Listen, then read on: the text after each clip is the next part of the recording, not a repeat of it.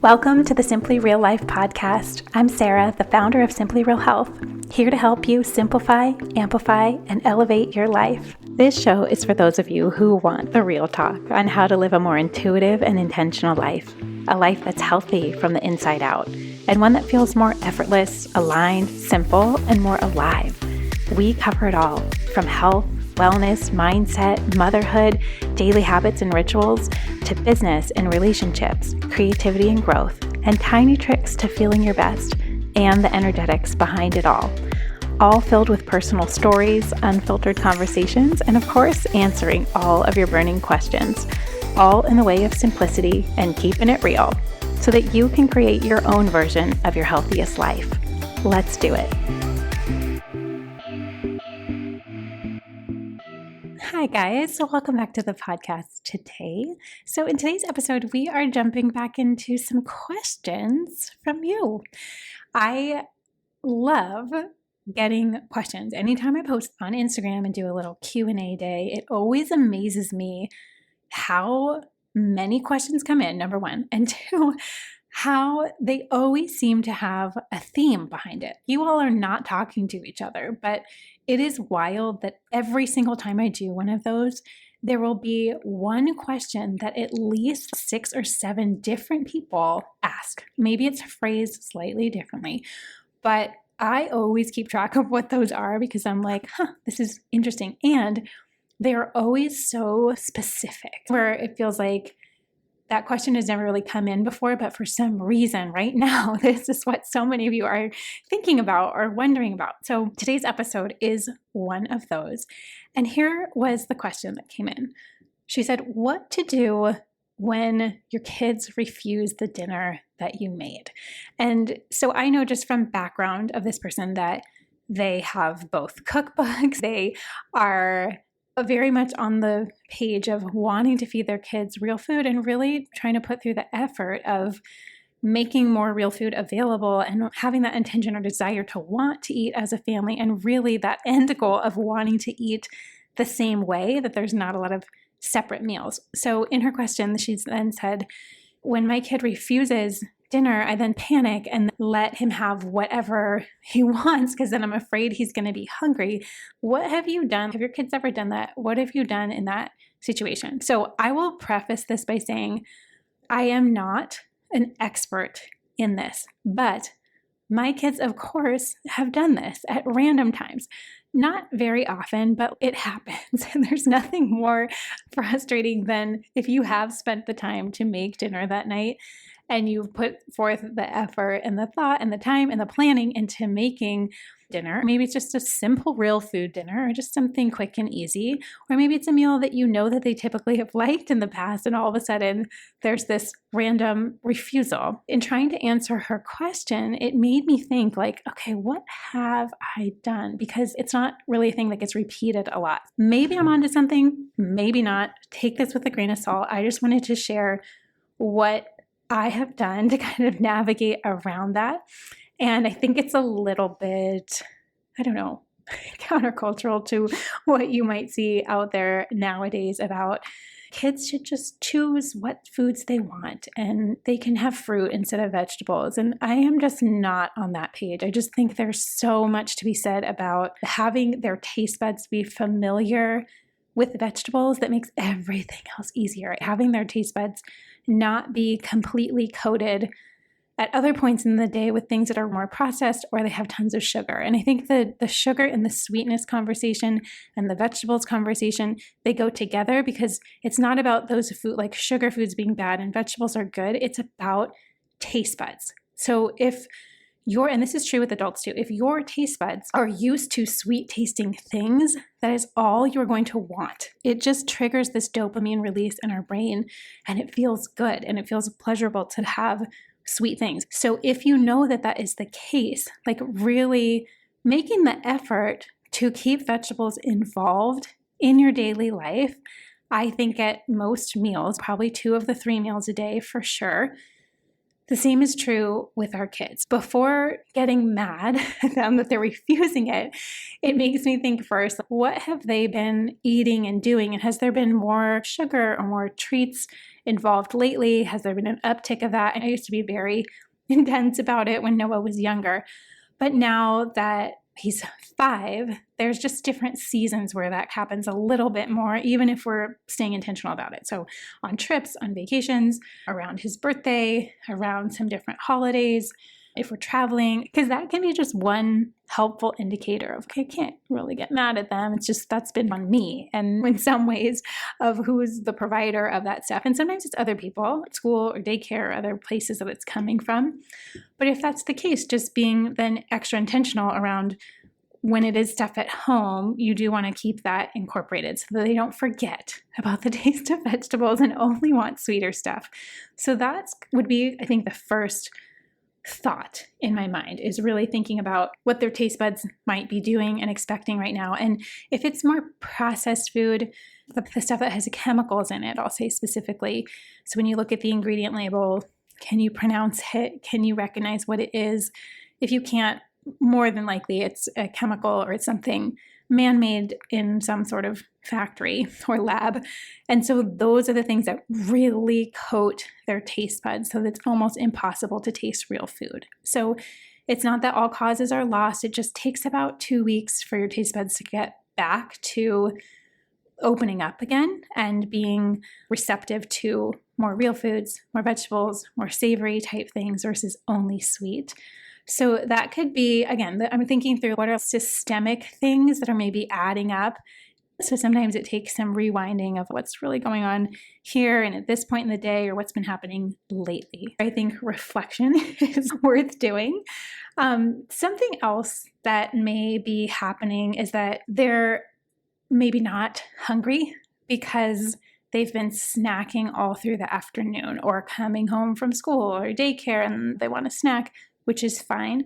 But I have found it especially helpful to just in the hour before dinner, not do any snacks. If they're hungry and they're like, Mom, what's something to eat? We're hungry. Then I say, okay. And it's usually some vegetable. It's cut up peppers, it's carrots, it's cucumbers, or I will make the vegetable for dinner and I'll just make it early. And they can be snacking on their broccoli and who knows what. Because if they are actually hungry, vegetables will sound good to them. And they will be willing to eat vegetables. And then it's kind of a bonus because then when it gets to dinner, you no longer are really having to have the focus be on that because they have just eaten it. So that's just my own little trick I have found. If they are like, kids' bodies are so wise and they know when they're hungry and they know when they're full so much more than adults, all these emotions and then conversations and we're making wagers with ourselves in our heads about it. It just gets so muddled. But for kids, it's so clear. If they're not hungry, they're probably not going to eat.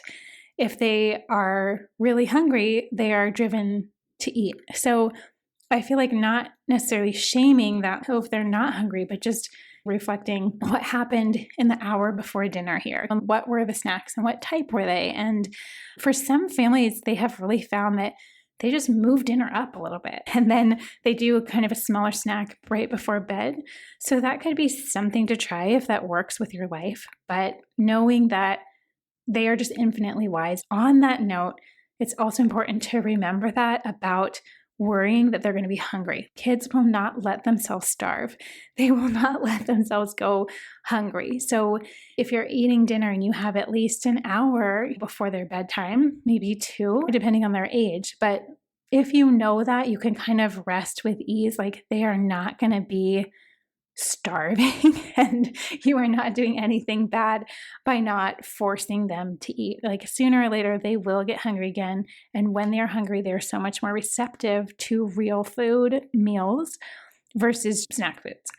The next thing I think it's also important to think about is that a lot of times this is just a power struggle. This is about kids putting up a stink until they get the food that they actually want, which is, who knows, maybe the scones from the morning, maybe it's a piece of fruit, maybe it's the nuggets. They know They know if they put up a stink and if they know that their parents are going to be, oh no, I'm worried that they won't get enough food to eat. I'm being a bad parent. They know that if they refuse maybe the meal on their plate, they know that something else is going to arrive later. So this is a lot of knowing your kid and knowing their eating patterns. I'm specifically talking about, for the most part, your kid does eat and eats the things that you serve or you make.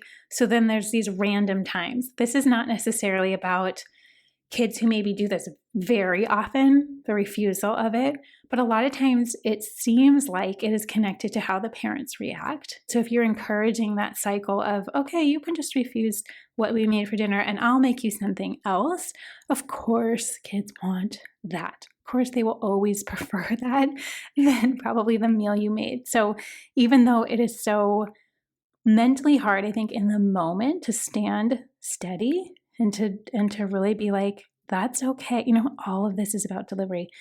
That's fine, honey. Like, listen to your body. That's great. And I really do. And I mean that. I want them to listen. If they're not hungry, that's totally fine. They don't eat, but just sit at the table with us until we're done. And then I just leave the food out. And so while we're playing and doing stuff after dinner, you might find that they come back. My kids have done this too, where they're like, then they're hungry. Or maybe it's right before bed and they're hungry. It's like, great, there's your food. And we don't have a microwave, so they know that it gets cold. But hey, if they are hungry, they'll eat it. So I think sometimes I've seen a lot of parents maybe just like jump the gun of like, oh no, they don't want to eat the meal. What else can I quickly make them or get for them right now? But sometimes just giving it a little pause and time and also respecting that they're telling you their body's not hungry. And you can say, that's great. We'll leave that here. When you are, here's your food. I think in most cases, you'll find that they do eventually get hungry before dinner. And even though it's inconvenient, you're also reinforcing the fact, I'm not going to make you a brand new meal. I'm not going to make you something separate. And I think that does get reinforced in their brain. They know that if they're not hungry, great, they can just eat the same thing. But later, when they are hungry, they're not getting the thing that they really want, the thing that they're probably going for. Not to say that it's manipulative to them, but they know and start to connect those things and those patterns of, if I do this, this is what mom or dad does. So that being said, I think there's also times and moments like kids go through growth spurts and they go through phases and their eating can just change. Like it's not always, their appetite is not always the same day to day. And so making sure you honor that. They're fine. If they're not hungry, that means they've probably gotten a ton of food earlier in the day.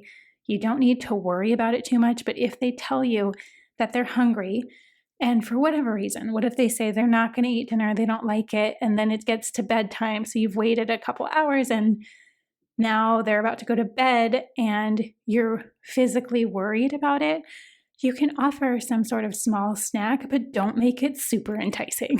Like if they're old enough and their teeth have come in, what we do most nights is if they say they're hungry, they've eaten their dinner and then they're hungry, or it's right before bed usually, we give them nuts, like raw cashews or roasted almonds. It's like nuts is the option. It's not something fun.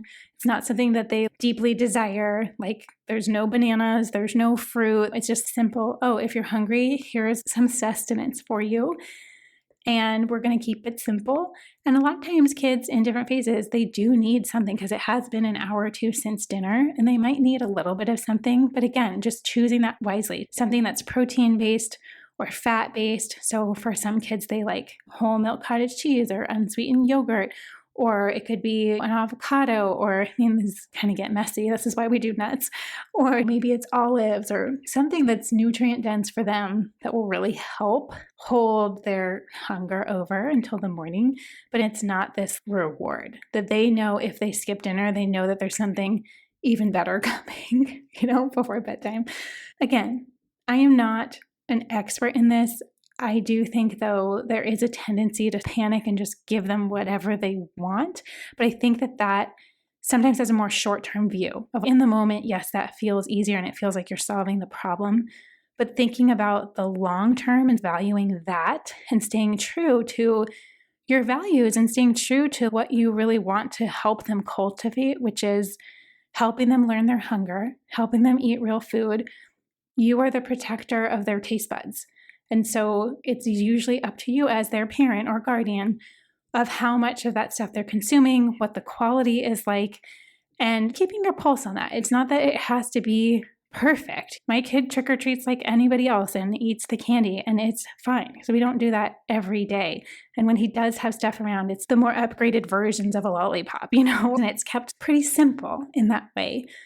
But it's because there's this longer term vision at play of how I really want it to go for them, but also for us as a family, where I'm like, I do not want to be making separate meals.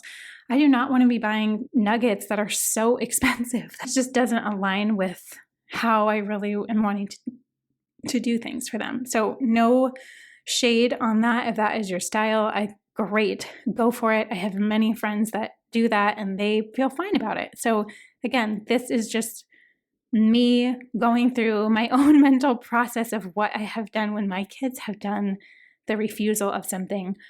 And it has always seemed to turn out to be just a power struggle. And so feeling like I can hold firm and steady on those, and they're not going to let themselves go hungry. And the worst possible thing that would happen would be maybe they wake up in the night, and you know what you do then? You give them some nuts or something simple. And then in the morning, you talk about it like, yeah, do you think that's because you didn't eat dinner? And then it becomes a lesson or something that they remember versus us catering to every whim, which I just find to be exhausting. There's already so much that we are doing and mentally thinking about and preparing for our kids. And I think taking that element out of it of like, wouldn't it be nice that we just all ate the same thing and it wasn't this big production, and doing that in a way that also teaches them to honor their body and to listen to their hunger and to really trust themselves. So it's a combination, I think, of all of those different things. I hope that this helps. I hope that this is, interesting maybe to hear the inner workings, because you never really know. Even with your close friends, you're like, how do you handle that? How do you handle that? And it's just so different. So I hope sharing that openly, this is what I have done, what we've continued to do when situations like that come up, especially as it relates to food, because again, my goal is that they have a great relationship to food and that they love good food. And I want the two to be existing together, that they're not things that only exist in silos. Let me know what questions you have. Feel free to send me a message on Instagram at Simply Real Health. If you have questions, follow-ups, if you hate this, that's fine. Again, this is just telling you what I have done, and maybe it gives you something to think about or try for next time. I hope you guys have a great week, and I'll see you back here next week. If you enjoyed this episode and want more like it, make sure you're subscribed to the Simply Real Life podcast wherever you listen to podcasts, and maybe share it with a friend or two. That would mean the world.